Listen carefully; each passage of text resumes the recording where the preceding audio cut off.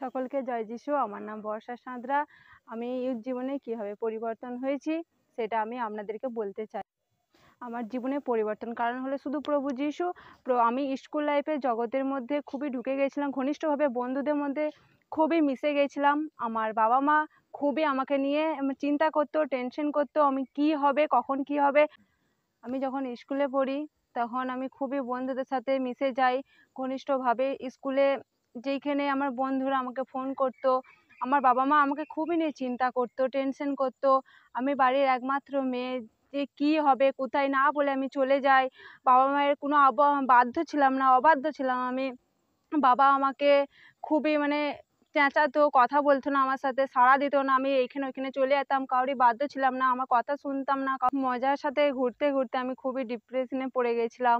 আমি বন্ধু বান্ধবদেরকেও বলতে পারছিলাম না, মাকেও বলতে পারছিলাম না। আমি ঘরে একাই নিজের কষ্টকে নিজে রেখে দিয়ে কষ্টে কাঁদতাম। আমি কাকে কি বলবো, কাউকে বুঝে পাচ্ছিলাম না আমি।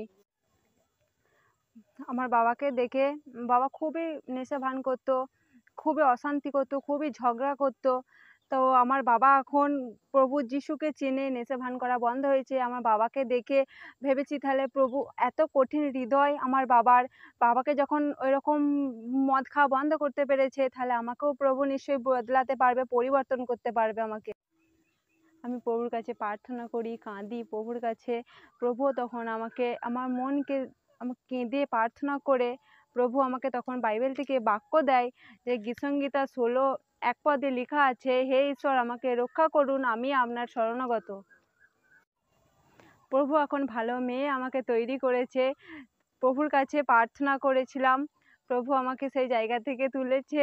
প্রভুর কাছে এখন কোনো বন্ধু বান্ধবদের সাথে আমি মিশি না, কথা বলি না, সেরকমভাবে আমি মিশি না। তো আমি বিষণ্ণ থেকে প্রভু আমাকে উদ্ধার করেছে। আমি বাইবেল পড়ি, প্রার্থনা করি প্রভুর কাছে প্রত্যেকটা দিন।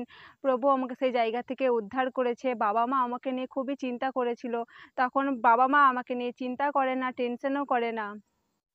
যিশু আমাকে ইয়ুথ জীবনে পরিবর্তন করেছে, তাই প্রভুকে ধন্যবাদ।